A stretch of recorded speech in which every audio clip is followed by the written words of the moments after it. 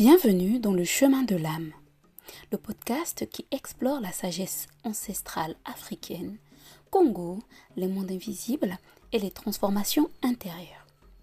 Je suis Angela, fondatrice de Maison à l'âme. Ici, nous marchons ensemble vers plus de clarté, de conscience et d'alignement. Respire, écoute et laisse ton âme te guider. Bonjour, bonsoir. Il arrive un moment dans une vie où quelque chose à l'intérieur ne peut plus rester comme avant. Rien n'est forcément cassé, rien n'est forcément dramatique et pourtant, une sensation subtile apparaît, un tiraillement, un appel silencieux, comme si ton âme murmurait « il est temps d'évoluer ». Cet appel ne ressemble pas toujours à une révélation spectaculaire. Il peut être distrait, il peut être persistant ou alors impossible à ignorer sur le temps. Dans cet épisode, je t'invite à reconnaître cet appel intérieur, à comprendre les peurs qu'il réveille et surtout à accepter les abandons nécessaires pour grandir. De quoi est-ce qu'on parle aujourd'hui? On parle de ce qu'on appelle l'appel du chemin, c'est-à-dire lorsque ton âme veut évoluer et donc lorsque l'âme souhaite évoluer, il se passe beaucoup de choses. Ce que je t'invite à faire, c'est de respirer profondément et peut-être que cet appel te concerne à voir tout au long de cette discussion. Alors, pour commencer, il faut reconnaître l'appel intérieur. C'est quoi l'appel intérieur de l'âme? L'appel de l'âme ne passe pas d'abord par la logique. Oui, on oublie la logique là. Il passe par le ressenti. Une insatisfaction diffuse par exemple, une impression d'avoir fait le tour d'une situation. Vous voyez un peu, lorsqu'on se sent épuisé, fatigué, qu'on en a marre, qu'on n'en peut plus, ça peut être ça aussi. Un désir de changement sans savoir encore lequel. C'est-à-dire c'est flou, on ne sait pas vraiment, mais on sent qu'il y a quelque chose qui se passe, on sent qu'il faut changer quelque chose. Voilà, ça peut être ça. Après, encore une fois, il peut effectivement vous arriver ce type de situation et que ça ne soit pas forcément lié à l'appel d'âme. Mais dans tous les cas, c'est très fréquent que l'appel d'âme, ce soit ça. Parfois, tout semble fonctionner extérieurement, mais intérieurement, quelque chose se ferme. Je ne sais pas, toi qui m'écoutes, si ça peut t'arriver ou si c'est peut-être arrivé. Ça pourrait t'arriver ou alors c'est peut-être arrivé. Comment est-ce que je peux l'expliquer? C'est-à-dire, il y a parfois en fait des moments dans notre vie où tout se passe très bien, mais qu'on est persuadé qu'il y a quelque chose qui manque. Je suis persuadée qu'on a déjà au moins vécu une fois ou peut-être quelqu'un autour de toi, c'est sûr et certain. Et justement, c'est de ça qu'on va en parler. C'est-à-dire, ça peut être autant pendant des moments de joie, de bonheur absolu, tout comme lorsqu'il y a les pires moments de notre vie. Et l'idée, c'est vraiment de comprendre comment est-ce qu'on peut reconnaître cet appel. Cet appel peut se manifester, par exemple, par l'ennui de ce qui te stimulait avant. C'est-à-dire, avant, tu étais passionné, par exemple, par le dessin, tu aimais beaucoup de dessins, mais après, tout d'un coup, plus rien du tout, voilà. Ou alors une hypersensibilité aux environnements désalignés. Par exemple, tu vas dans une pièce et cette pièce, en fait, te donne pas envie de rester alors qu'avant, quand tu y allais, ça allait. Un besoin accru de solitude ou de silence. Parfois, juste être avec une personne, c'est trop pour toi. Ça peut être ça aussi l'appel de l'âme. Et enfin, une intuition persistante qu'un nouveau cycle approche. Je pense qu'on l'a déjà tous vécu au moins une fois de notre vie. Encore une fois, c'est... Je sais pas, toi qui m'écoutes, cette petite expression, je sens qu'il y a quelque chose qui arrive, je sens qu'il y a quelque chose qui change. C'est ça. Ça peut être positif, tout comme ça peut être négatif. Et justement, l'appel de l'âme n'est pas une crise, c'est une invitation. Mais pour l'entendre, il faut accepter de ne plus se distraire en permanence. Et c'est un peu ça aussi le challenge, c'est la distraction. Ce que moi j'appelle le bavardage mental. Et ça vient notamment à cause des peurs. C'est-à-dire les peurs face notamment au changement. Les peurs, c'est une plaie. La peur, c'est-à-dire cette expérience de la peur est une plaie. C'est quelque chose de compliqué à vivre et qu'il faut apprendre aussi à équilibrer au fur et à mesure du temps. Parce que quoi? Évoluer signifie quitter un territoire connu. Et le connu rassure, même quand il limite. Je donne un exemple. Tu aimes ton boulot te plaît, mais malheureusement, ça ne convient plus forcément à ce que tu souhaites. Et donc, qu'est-ce que tu fais? Est-ce que tu restes au sein d'une entreprise qui ne correspond plus forcément à ce dont ton âme a éventuellement besoin? Ou alors, tu pars et donc tu vas vers l'inconnu. Et nous, humains, on le sait, on a peur de l'inconnu. Et ça, c'est indispensable. Cette peur qu'on a de l'inconnu est incroyable. Et c'est ça le pire dans tout ça, c'est que on a tellement peur de l'inconnu qu'on ne se rend pas compte de la chance qu'on a aussi. Et ça, c'est une réalité. Parce que quand l'âme appelle, le mental répond souvent par la peur. Ça, pareil, c'est indéniable.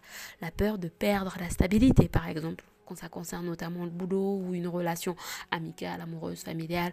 La peur de décevoir. Parce qu'on peut aussi être déçu par soi-même, surtout les personnes qui sont très exigeantes avec elles-mêmes. La peur de faire un mauvais choix ou encore la peur de regretter. C'est vraiment ça qui revient très souvent. Ces peurs ne sont pas des obstacles, elles sont ce qu'on appelle des gardiennes. Voilà. En gros, ça permet de pouvoir se créer une espèce de cadre, mais il ne faut pas exagérer non plus, parce que ok, c'est humain d'avoir peur de perdre la stabilité, c'est humain aussi d'avoir peur de décevoir ou d'être déçu, c'est humain d'avoir peur de faire un mauvais choix, c'est tout à fait logique et c'est encore plus humain d'avoir peur de regretter, ça c'est logique. Mais derrière l'idée, c'est aussi de tester la propre vérité, la propre réalité qui t'appartient et donc ta propre sincérité. C'est-à-dire, si tu testes ta sincérité et que tu te testes toi-même en te posant des questions simples, par exemple, veux-tu vraiment évoluer ou seulement rêver d'évolution? Et ça, c'est une réalité parce que parfois, et moi ça, parfois certaines personnes que j'accompagne, il y a aussi cette notion-là où certaines personnes vont me dire, ah ben moi, j'en ai marre du bavardage mental, j'aimerais vraiment être calme, être posée, etc. Mais au quotidien, en fait, ces personnes, elles rêvent plus d'évoluer que de vraiment évoluer. Et ça, c'est vraiment quelque chose de réaliste. On ne se rend pas toujours compte de ça, mais c'est une réalité. Et ça, il faut vraiment avoir conscience de ça. Si on n'a pas conscience de ça, en fait, on fait fausse route dès le départ. Et donc, ta sincérité, elle te demande quoi? Elle te demande, est-ce que tu veux vraiment évoluer ou seulement rêver d'évolution? Parce qu'il y a des gens comme ça, hein. Il y a des gens qui disent beaucoup, beaucoup, beaucoup de choses. Mais derrière, ces personnes ne font rien du tout. Et ça, on le fait. Il y a beaucoup de gens entre nous, on le fait. Même moi, dans le passé, je l'ai fait notamment. C'est-à-dire, dans le passé, j'aimais beaucoup dire, bon, la prochaine fois, c'est la bonne. La prochaine fois, c'est la bonne. La prochaine fois, rêver, c'était pas la bonne. Vous voyez, on a tendance à faire ça, notamment quand il faut reprendre de sport. On va attendre la fin de l'année, début de l'année. Bon, allez, je vais me challenger. On arrive en février, en mars. Il n'y a plus personne. En janvier, là, on était au taquet. Dès que les semaines, les mois passent, il n'y a plus personne. Donc l'idée, c'est ça aussi. Parce qu'en fait, toi qui m'écoutes, la peur n'indique pas forcément que le chemin est mauvais ou alors qu'il est bon. Pas forcément. Très souvent, elle indique que le passage est réel. Je m'explique. C'est-à-dire, on peut vivre une expérience. Nous, on peut penser que l'expérience, elle est négative ou mauvaise. Mais derrière, par rapport à ce qu'on est censé vivre, par la suite, en fait, c'est tout à fait entre guillemets, normal de vivre ça. Là, je ne suis pas dans les théories de tout ce qui est New Age où oui, il faut marcher pieds nus, il faut être en paix avec soi-même, la négativité, c'est pas bon, etc., etc. La réalité fait que ce n'est pas ça. Parce que les moments difficiles de la vie, ça arrive à tout le monde. C'est juste qu'on n'a pas tous la même façon de recevoir, si je peux dire ça comme ça, hein. On n'a pas tous forcément la même façon de recevoir les informations qui viennent. On n'a pas forcément tout simplement tous la même façon de vivre ces expériences. Il y a des gens qui vivent des expériences très très difficiles et qui arrivent à s'en sortir malgré tout. Et on a d'autres pas du tout. Et donc l'idée, c'est de trouver cet équilibre parce que justement à travers ces équilibres, c'est comme ça qu'on peut mieux s'en sortir. Parce que après ça, il y a une chose essentielle que moi personnellement j'invite à plusieurs personnes de faire. Donc toi qui m'écoutes, pourquoi pas, tu devrais essayer. Moi, c'est ce que j'appelle des initiations. En gros, grandir étape après étape. Justement, avancer petit à petit sans brûler les étapes. Chez nous, les Congos, donc chaque évolution en fait importante passe par une initiation. C'est-à-dire tant que on n'a pas, si tu veux effectuer une initiation précise, on ne peut pas forcément évoluer comme il faut. Là, je parle pas de... Comment est-ce que je peux dire ça? Là, je parle pas des initiations hyper techniques. Là, je parle vraiment des initiations assez soft. Je parle pas du fait d'être initié. hein, qu'on s'entende, parce que c'est deux termes différents que beaucoup de personnes confondent. Il y a le fait d'être initié ou une personne qui est initiée elle-même, qui t'initie à plusieurs pratiques. Et il y a le fait de pratiquer même, je dirais, des initiations. C'est différent. Une initiation n'est pas forcément un rituel formel. Voilà. C'est pour ça que j'ai précisé ça. C'est un passage qui transforme. Ça peut être par exemple une période de solitude, une remise en question profonde, une perte d'anciens repères, une confrontation avec tes limites, etc., etc. L'initiation enlève aussi ce qu'on appelle des illusions, c'est-à-dire lorsqu'on est par exemple dans le déni, l'initiation peut nous permettre de pouvoir sortir de là. Par exemple, si on a pris l'habitude d'être avec beaucoup de monde, alors qu'à ce moment de notre vie, on a besoin de faire une espèce de pause avant de revoir de nouveau toutes ces personnes qu'on voit habituellement. Il faut avoir justement cette initiation de solitude. Et donc, on va avoir une période de solitude qui va débarquer, qui va par la suite nous permettre de, pourquoi pas, repartir de nouveau vers ces personnes avec qui on discutait. Voilà. Ce qui fait que l'initiation enlève les illusions, ok, et donc, tout naturellement, elle révèle ce qui est solide et donc, en face, ce qui ne l'est pas. En gros, qu'est-ce qui est assez ok et qu'est-ce qui n'est pas assez ok. Pendant ce passage, tu peux avoir l'impression de ne plus savoir qui tu es. Tu peux être, comme ce qu'on dit, perdu. Tu ne sais plus. C'est-à-dire, c'est le néant, c'est le désordre. Tu as l'impression de ne plus respirer. Moi, j'appelle ça apnée. Tu es en apnée. Alors que dans la réalité, ce n'est pas forcément le cas. C'est normal. On ne devient pas une nouvelle version de soi sans laisser mourir l'ancienne. C'est ce concept-là de renaissance. On en parlera tout à la fin. La renaissance, ça aide. Personnellement, je suis passée par là. Encore une fois, je ne parle pas des concepts New Age, exagérés, etc. sur la chose. Non, là, je parle de la réalité. Et moi, personnellement, de mes accompagnements que je fais, il y a toujours cet aspect réaliste. En tant que vraiment cartésienne officielle, parmi plein de cartésiens que nous sommes dans ce monde, personnellement, c'est comme ça que je fonctionne et je trouve que c'est assez intéressant. Parce que ce qui suit après, c'est les abandons, c'est abandonner. En gros, qu'est-ce qu'on fait par la suite? Une fois qu'on a passé les étapes des initiations possibles, qu'on peut vivre, il y a des personnes qui peuvent vivre une initiation, mais il y en a d'autres qui peuvent en vivre plusieurs. Donc, une fois qu'on a passé ces initiations, en gros, par exemple, une période de solitude ou une période de questionnement ou alors perte d'anciens repères et aussi cette notion répétitive, ça c'est indispensable. Dans tous les cas, si on ne se rend pas compte de ça, on fait très vite fausse route. Et ça, c'est une réalité à ne pas négliger. Donc, évoluer demande souvent d'abandonner, qu'on le veut, qu'on ne le veuille pas, qu'on en ait conscience, qu'on n'en ait pas conscience, qu'on l'accepte, qu'on le refuse, c'est comme ça. Lorsqu'on veut évoluer, il faut très souvent abandonner, ça c'est une réalité. Pas forcément des personnes ou des projets de façon immédiate, non, mais des identités, des attentes, des versions anciennes de toi-même, etc., etc. Ça veut dire quoi? Par exemple, abandonner le besoin d'être comprise par tout le monde. Abandonner l'image rassurante mais étroite que tu avais de toi. Certaines habitudes qui t'empêchent d'avancer par exemple, ou encore certaines fidélités intérieures qui ne te correspondent plus. Je donne un exemple. Ça c'est très souvent ça avec nos habitudes. Ah moi j'aime qu'on c'est comme ci, qu'on c'est comme ça, donc ça se passe comme ça, je ne changerai pas. En fait parfois on n'a pas trop le choix. Moi par exemple, de mon côté c'est l'inverse. C'est-à-dire moi j'apprends à abandonner de laisser les autres s'imposer sur ce que moi je suis censée faire ou dire.